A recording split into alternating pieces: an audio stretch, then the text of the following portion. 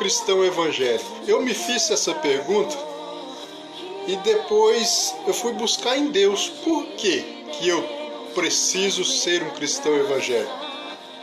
E o Espírito de Deus ministrando ao meu espírito, eu até anotei aqui, no dia 19 de nove de 2009. Um abraço para vocês tudo. Rosângela Ramos também está aí. Por que eu sou um cristão evangélico? Primeiro, porque o evangelho me acolhe, mas não me acoberta. Então, o evangelho de Jesus Cristo, ele me abraça, ele me acolhe, mas ele não me acoberta. Ele não encobre os meus erros, pelo contrário, quando eu conheço o evangelho, a minha vida é exposta.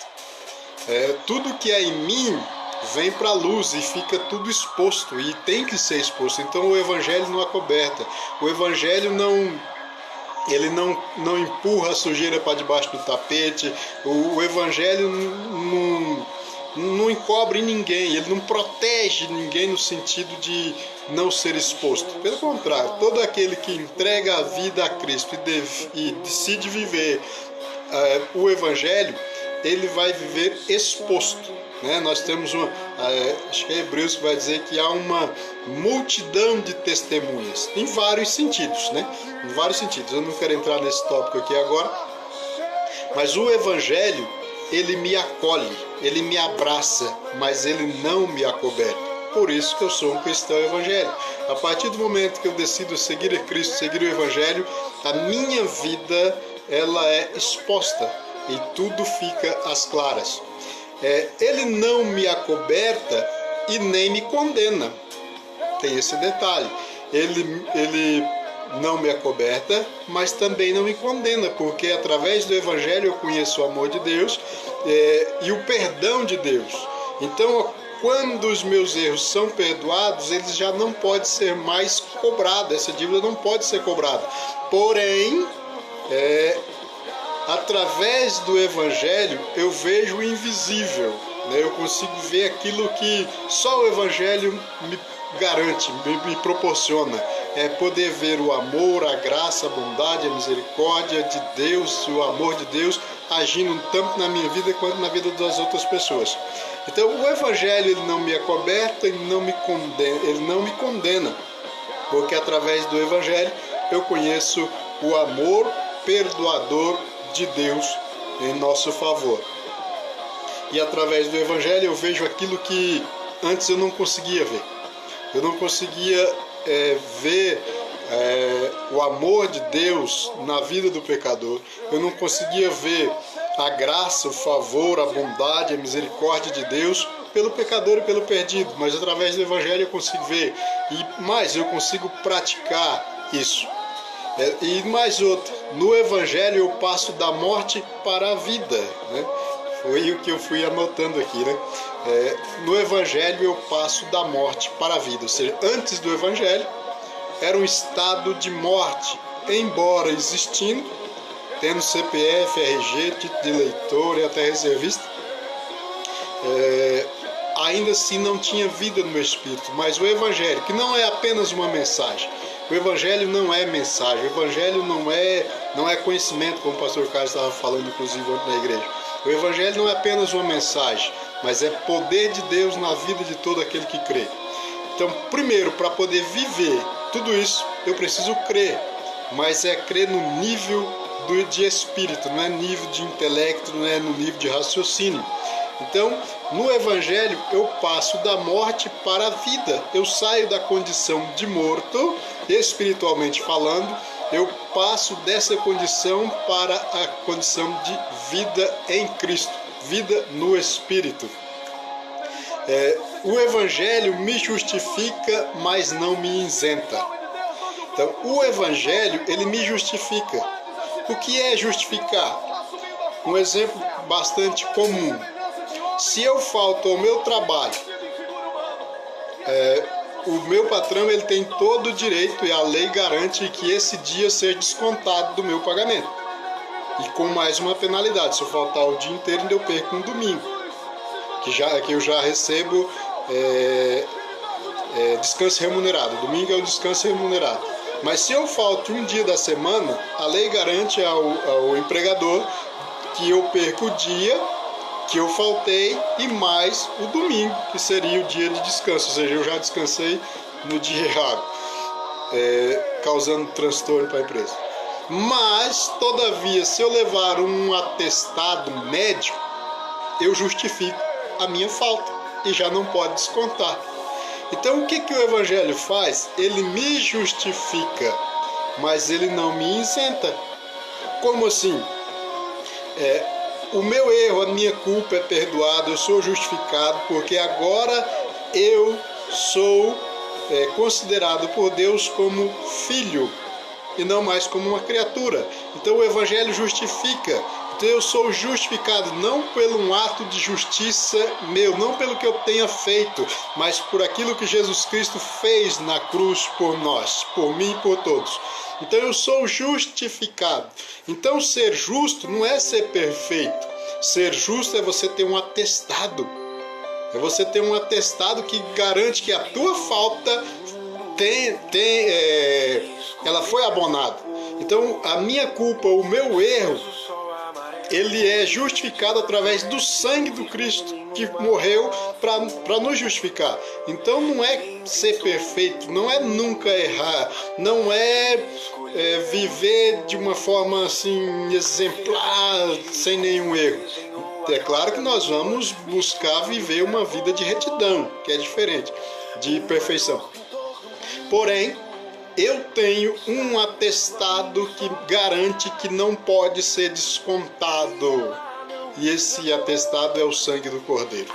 Então, ele me justifica, mas não me isenta. Dependendo daquilo que eu fizer, eu vou responder por ele. Vamos aqui pegar um exemplo comum, bíblico. Jesus Cristo foi crucificado ao lado de dois salteadores. Um nem se fala, o outro ainda acreditou, pediu a Jesus Cristo que pudesse ter ali o favor de Deus, de Jesus. Ele falou: ainda hoje estarás comigo no paraíso. E ele reconhecidamente diz: este é justo, né? Ele falando para o seu companheiro, falou: como tu dizes uma coisa dessa? Quando esse pedir para que Jesus Cristo descesse da cruz, salvasse a si mesmo, e aí ele falou: como que você fala uma coisa dessa? Nós estamos aqui e é justo, porque nós somos culpados, mas ele não, ele é inocente, ele nada fez, ele não tem culpa. Então Jesus Cristo diz, ele fala, tem compaixão de mim. Jesus então diz: ainda hoje estarás comigo no paraíso. Mas pelo fato de ele ter culpa, ele cometeu crimes. Ele cometeu, além de pecados, crime, era pecado e crime. Ele era um salteador, eu não sei exatamente qual foram os crimes, mas envolvia saques, envolvia saltear, envolvia pecado e crime. Então Jesus Cristo garantiu que a sua alma seria perdoada, os seus pecados seriam perdoados, a sua alma seria salva. Mas o corpo dele sofreu a penalidade do crime que ele cometeu. Se o crime dele era digno de morte, ele então foi executado, ele foi morto. Então, o Evangelho ele me justifica, mas ele não me isenta. Dependendo do erro que eu cometi, do pecado que eu pratiquei, que pode ser um crime também, eu vou responder por este crime. Então, a beleza do Evangelho está nisso, porque o Evangelho me acolhe, mas ele não me acoberta. O Evangelho, ele não me acoberta, mas ele não me condena. No Evangelho eu consigo ver o invisível. No Evangelho eu passo da morte para a vida. O Evangelho me faz livre para escolher ser servo. Outra coisa que o Evangelho faz, ele me liberta. E porque eu sou livre, então eu posso fazer escolhas. E eu escolhi seguir Jesus Cristo. E quando eu ainda não estava livre, eu estava aprisionado. Mas hoje eu sou livre. E por ser livre, eu escolhi ser servo. Então o Evangelho, ele promove tudo isso na nossa vida. O Evangelho nos justifica, mas não nos isenta. O Evangelho, eu passo da morte para a vida. no Evangelho. Jesus me faz livre e por isso eu escolho ser servo. Então só pode escolher ser servo aquele que é livre. Mas para não ficar somente nas minhas palavras, eu quero ler aqui um texto que está no Evangelho de Marcos, capítulo 16. É um texto muito conhecido. O Evangelho de Marcos, capítulo 16, verso 14 ao 16, que diz assim: Mais tarde Jesus apareceu aos 11, estando eles à mesa, e lançou-lhes em rosto a incredulidade e dureza de coração, porque não acreditaram nos que tinham visto já ressuscitado. E disse-lhes: Ide por todo o mundo e pregai o evangelho a toda criatura. Quem crer e for batizado será salvo, mas quem não crer será condenado, ou já está condenado. Então, a pregação do evangelho é o anúncio de que há esperança para o perdido, há esperança para o pecador, há perdão para os nossos pecados, há justificação para os nossos erros. Mas ele também diz: quem crê nisso será salvo, mas quem não crê já está condenado, porque não acreditou. Então, o problema da humanidade não é o pecado, porque para o pecado Deus já providenciou a solução, que é o Cristo. Jesus, sendo Deus, se fez homem e na condição de homem entregou-se em sacrifício na cruz do Calvário, derramando o sangue que nos justifica, o atestado que nos justifica todas as nossas faltas. Porém, se eu não aceitar que Jesus Cristo pode mudar a minha história, mudar o meu destino eterno, se eu não crer nessa provisão, se eu não receber, se eu não aceitar de fato e de verdade, eu estarei rejeitando a solução que Deus providenciou para o pecado. Então, eu acredito que ninguém será condenado por causa do pecado. Ninguém. Então, por que é que seremos condenados ou temos a possibilidade de ser condenados? Por rejeitar a solução que Deus providenciou. Então, o homem estava em uma condição, em um estado de condenação eterna e de perdição eterna, sem poder fazer nada. Era o destino dele por causa da escolha que fez. Estava destinado à condenação e à perdição eterna. Então Deus providenciou a solução, o Cordeiro de Deus que tira o pecado do mundo. O que pode nos levar à condenação eterna é quando rejeitamos a Cristo como Senhor e Salvador da nossa alma. Então, o problema da humanidade hoje não é o pecado. Se alguém dizer que é o pecado, eu não acredito, porque para o pecado tem solução. Então, o problema da humanidade com relação à eternidade, vida eterna, é rejeitar a Cristo. Então, a rejeição, a solução que Deus providenciou para a humanidade é que é o problema. Amém? Então, que nessa noite você guarde bem isso no teu coração. E eu costumo me fazer perguntas. E tempos atrás, por brincadeira, às vezes eu perguntava para as outras pessoas: por que você é assim? Por que você é assim? Eu não sei se você já se fez essa pergunta. Normalmente eu brincava quando alguém fazia alguma coisa, ou sei lá, eu dizia: mas por que você é assim? E um dia eu comecei a meditar nessa questão: por que eu sou assim? E só tem uma solução para isso. É eu começar a analisar por que eu sou assim. Eu comecei a procurar resposta para isso, para mim. Por que eu sou assim? Por que eu sou do jeito que eu sou? Por que eu sou assim? E eu entendo o seguinte: eu sou assim por causa da educação que eu tive, da formação que eu recebi, das escolhas que eu fiz, dos erros que eu cometi, dos livros que eu li e do Deus que eu conheci. Então, tudo que eu fiz durante toda a minha vida até aqui, me trouxeram até aqui, e me forjaram até aqui. Então tem muitas coisas e até os erros que eu cometi faz parte de mim.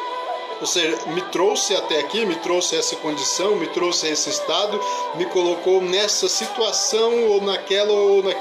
Então todas as coisas que eu fiz, as escolhas, os erros que eu cometi, os acertos, a educação que eu recebi. Quando eu falo educação, eu falo de pai e mãe, porque a escola ele dá a instrução, ele transmite conhecimento. Educação quem dá é pai e mãe. Educação, respeito, a gente aprende em casa. Então eu sou assim por causa da educação que eu recebi, mas também por causa da formação que eu tive. Formação que eu digo no sentido de escolaridade. Dos erros que eu cometi, das escolhas que eu fiz, dos livros que eu li, né? Então tudo isso faz parte de mim, faz parte do que eu sou. E tem coisas que eu fiz e escolhi que não são boas e que eu preciso rever. E inclusive eu estava folheando aqui, eu vi que em uma das minhas anotações eu até coloquei uma frase e perdi aqui, não sei onde está marcado, onde eu anotei o seguinte: Deus nos dotou com capacidade de escolhas. Ele não escolhe por nós. Então tem hora que a gente fica jogando para Deus a responsabilidade de escolher e Deus não faz escolha.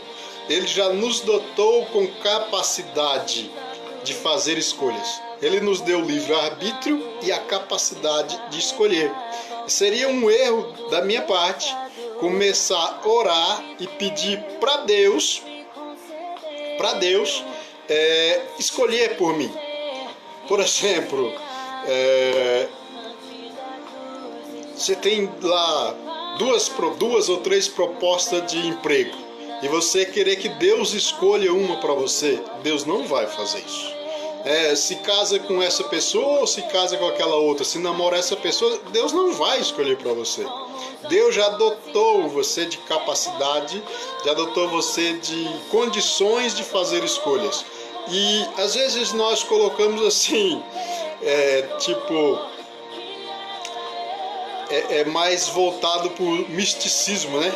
Nós colocamos, se acontecer isso, é porque Deus quer, e se acontecer aquilo é porque Deus não quer. Nem sempre, né? Ou seja, eu vou dizer assim, para um incrédulo, para quem não tem intimidade com Deus, talvez funcione. Por que eu digo isso? Inclusive, a Nayara estava ministrando ontem na igreja e falava disso, que os filisteus, quando foram devolver a arca, eles construíram um carro novo, né?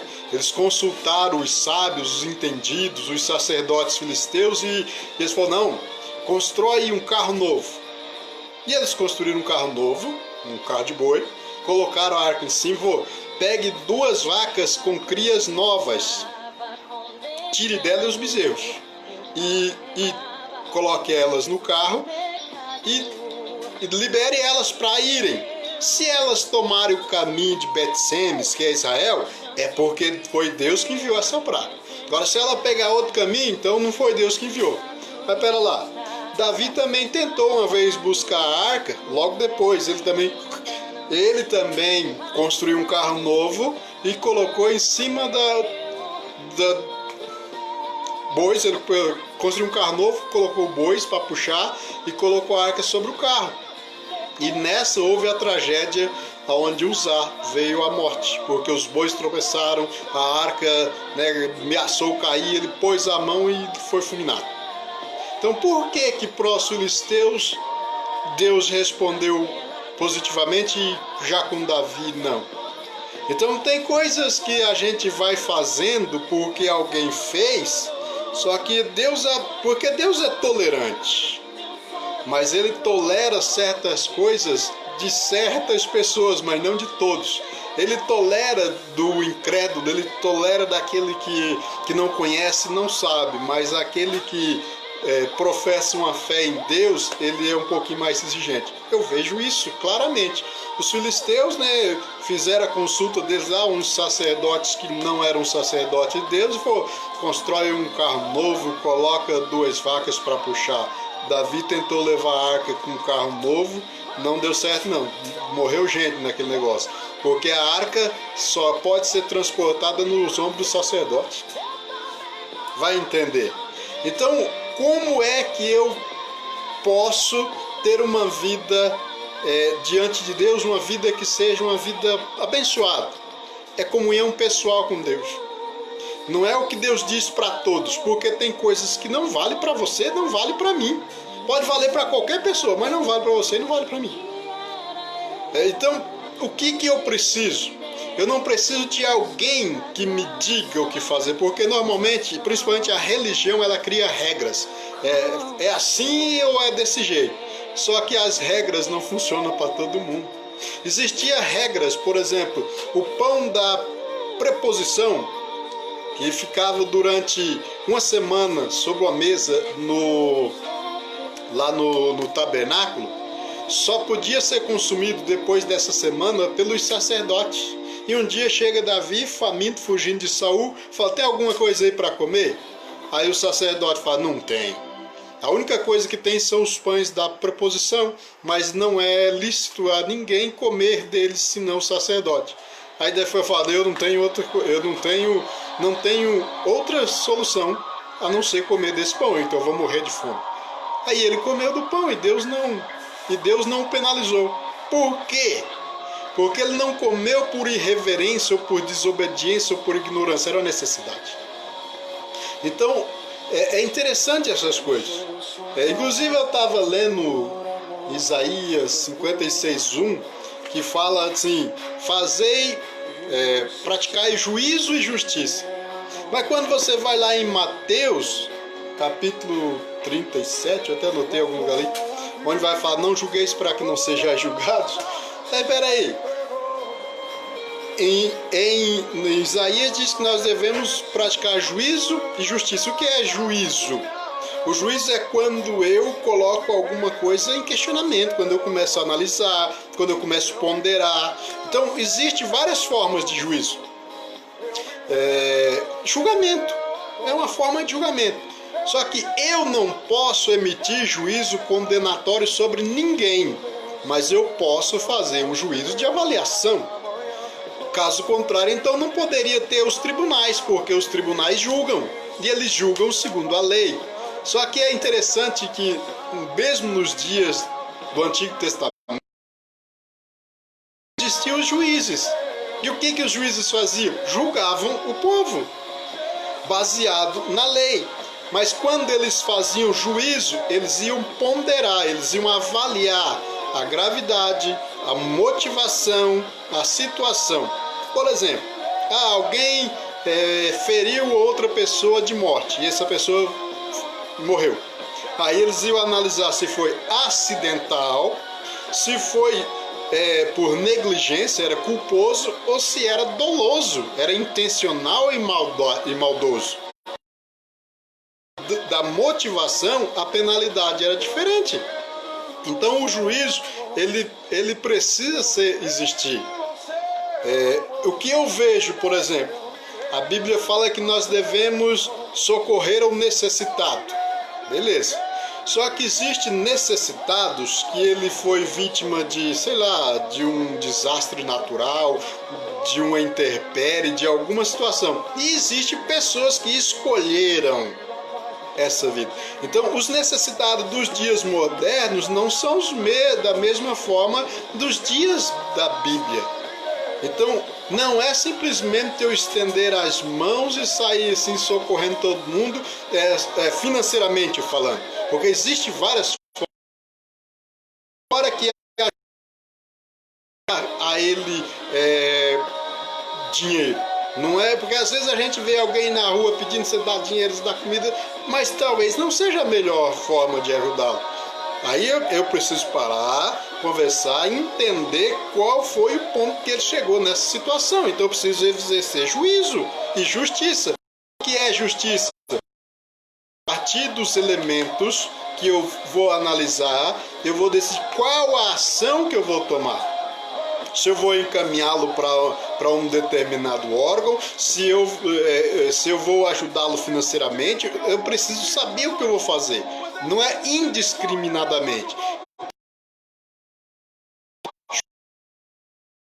Eu não posso condenar ninguém sem conhecer a situação. Aliás, de forma nenhuma, porque eu não sou juiz.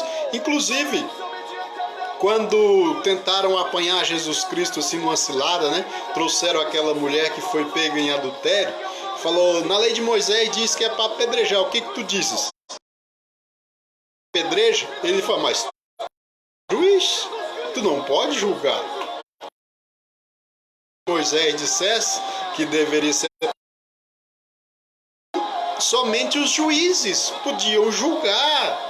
Somente os juízes poderiam sentenciar alguém baseado na lei depois de ter as acusações, as provas, as testemunhas, deveria ser tudo analisado. Primeiro, ali fala que tinha acusadores, mas não tinha testemunhas, né? E alguém só pode ser levado a um tribunal diante de 2 ou 3 testemunhas. Então aquilo era uma cilada que estava armando contra Jesus. Se ele falar apedreja, eles diziam, não pode julgar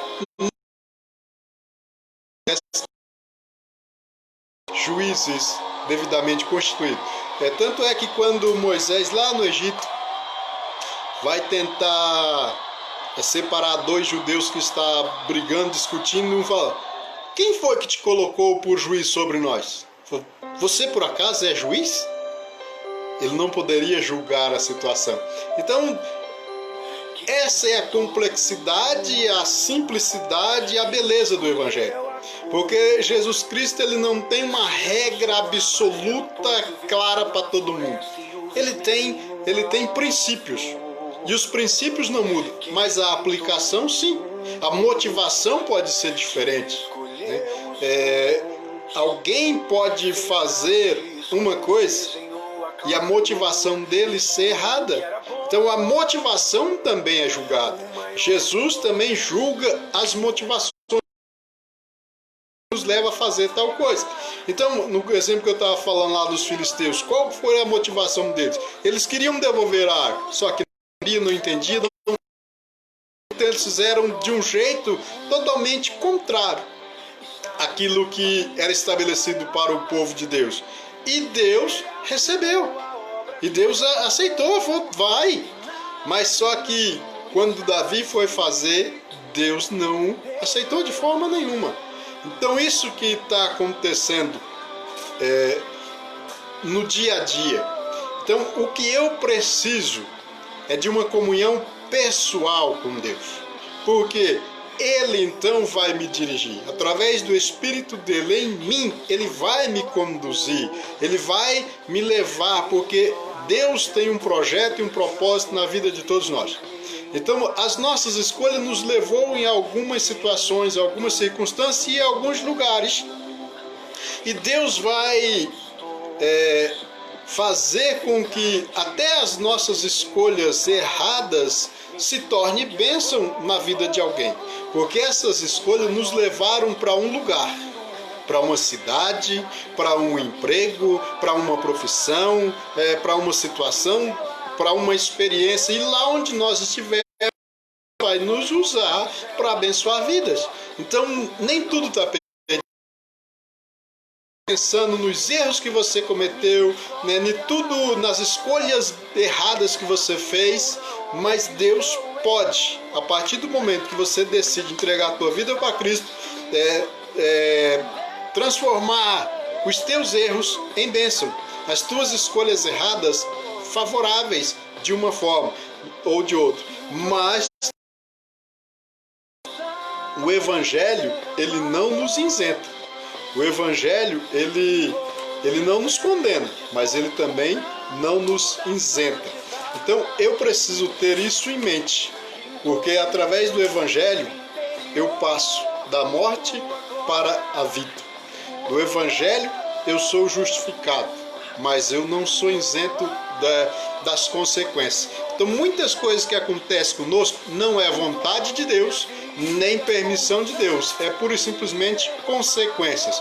Deus nos livra da condenação eterna? Livra.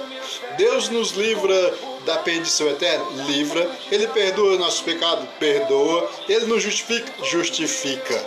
Mas tem coisas que as nossas escolhas produzem consequências. E as consequências vêm. Normalmente as consequências são dolorosas. E nós precisamos aprender a lidar com elas. E a suportar e pagar o preço por elas. Honrando. Alguns irmãos estão dizendo aí que o vídeo está travado. A internet também não deve estar aquelas belezura. Mas abençoando a todos vocês. A internet não está aquelas coisas. Acho que tem muita gente, né? Na internet. Então, como eu em Marcos 16, dizendo que nós temos que ir o evangelho a toda criatura. Mas eu tenho que entender uma coisa: nem todos serão salvos. Então, às vezes, nós ficamos nos martirizando porque nós pregamos e ninguém se converte, ninguém entrega a vida a Cristo. O que é que está de errado comigo? Porque, de repente, queremos ver os resultados de salvação. E nem sempre, porque às vezes o evangelho ele é anunciado a alguém para que depois ele não tenha do que se desculpar, não ter do que alegar, porque foi anunciado. Embora, se alguém nunca ouviu o evangelho, ele vai ser julgado pela consciência, porque ainda que ele não conheça o evangelho, uma habilidade de reconhecer o Deus Criador, o Ser Supremo, né? Então que nós possamos estar atentos a isso. O Evangelho ele tem a finalidade de promover a salvação para aqueles que creem, para aqueles que recebem, para aqueles que não rejeitam a Cristo. Mas aqueles que não creem, que rejeitam a Cristo, o Evangelho se torna uma pedra de tropeço, né? O próprio Cristo dizia: Cristo é a bênção. Crer em Jesus Cristo é o Salvador. Para muitos, o Cristo e o Evangelho se tornam uma pedra. Amém? Que Deus esteja abençoando.